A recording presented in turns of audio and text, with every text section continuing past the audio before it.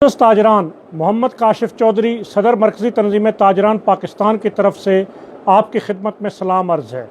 हमारे और आपके मुसलसल मुतालबे पर सिंध की सूबाई हुकूमतों ने 8 मई बरोज़ हफ्ता सूबा भर के अंदर कारोबारों को खुला रखने की इजाज़त दी है। मैं वफाकी हुकूमत और दीगर सूबाई हुकूमतों से यह मुतालबा करना चाहता हूँ कि सूबा सिंध की तरह 8 मई बरोज़ हफ्ता को मुल्क भर में कारोबार करने की इजाज़त दी जाए।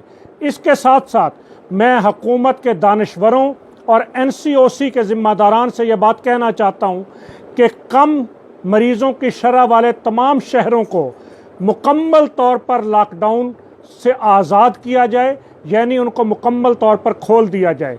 जहाँ पर कोरोना के मरीज़ों की शरह ज़्यादा है वहाँ पर भी हिकमत अमली के तहत मखसूस इलाकों के अंदर लॉकडाउन किया जाए, पूरे शहरों को बंद करने से गुरेज किया जाए। इसलिए कि ईद के इन अयाम के अंदर तमाम तरह के कारोबार वो वैसे ही बंद होते हैं। इन दिनों में 5 कारोबार जिसके अंदर कपड़ा, गारमेंट्स, जूते, होजरी और कॉस्मेटिक्स का कारोबार, जबकि खिदमात के शोबे के अंदर दर्जी और ब्यूटिशन्स का कारोबार चलता है। इन शोबों को बंद करने के नतीजे के अंदर एक मोहतात अंदाजे के मुताबिक 80 अरब रुपए से ज़ायद का कौमी ख़जाने को और मईशत को नुकसान होगा।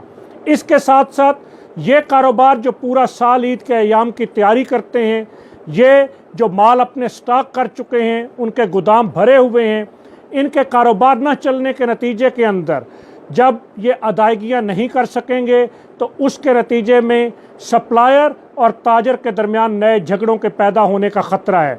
इसलिए हम ये मुतालबा करते हैं कि ताजर तंजीमों के साथ बैठकर इन 5 सेक्टर्स को हिकमत अमली के साथ खुला रखने का फ़ैसला किया जाए।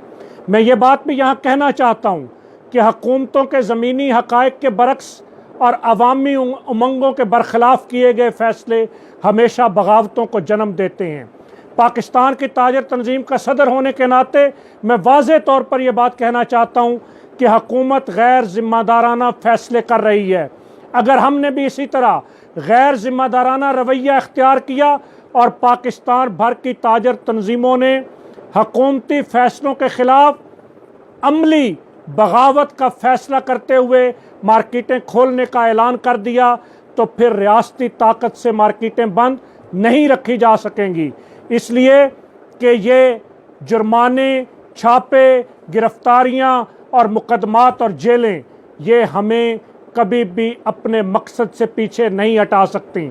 लेकिन हमारे इस फैसले के नतीजे के अंदर मुल्क में तसादम का, अनारकी का, मुल्क के अंदर अमन व अमान की सूरत हाल के ख़राब होने का ख़तरा मौजूद है। इसलिए हम ऐसे फ़ैसलों को करने से गुरेज़ा हैं। हम ऐसे फ़ैसले नहीं कर रहे कि मुल्क के ताजर ज़बरदस्ती दुकानें खोलेंगे, इसलिए कि हम ताजर की इज़्ज़त नफ्स को रियासती इदारों के अहलकारों के हाथों मजरूर नहीं करना चाहते। हमारे दिए गए टैक्सों से रियासत का निज़ाम चलता है। इसलिए हम हुकूमत पाकिस्तान से ये बात कहते हैं कि होश के नाखुन ले, लोगों को बगावत पर ना उकसाए, मुल्क के हालात ख़राब ना करे।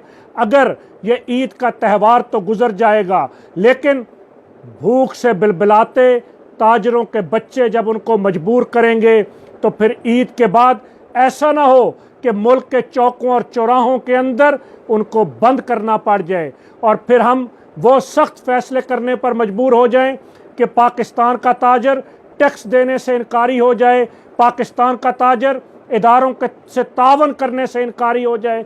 तो ऐसी सूरत में रियासत का निज़ाम चलना मुश्किल हो जाएगा। हम चाहते हैं कि हम मिलकर इस मुल्क के अंदर कोरोना का भी मुकाबला करें और पाकिस्तान की मईशत को भी बचाएं।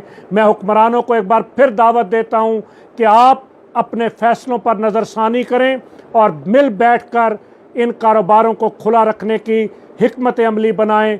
ऐसा ना हो कि हम तो ये फ़ैसला ना करें कि ताजर ज़बरदस्ती दुकानें खोलेंगे, लेकिन भूख से बिलबिलाता ताजर वो अपना शटर उठाए, रियासती इदारे एक्शन करें और फिर उसके नतीजे में खुदा ना खास्ता, अल्लाह ना करे, कहीं कोई हादसा रूनुमा हो जाए तो हमें ऐसे हादसात से इस कौम को और इस मुल्क को महफूज रखना है।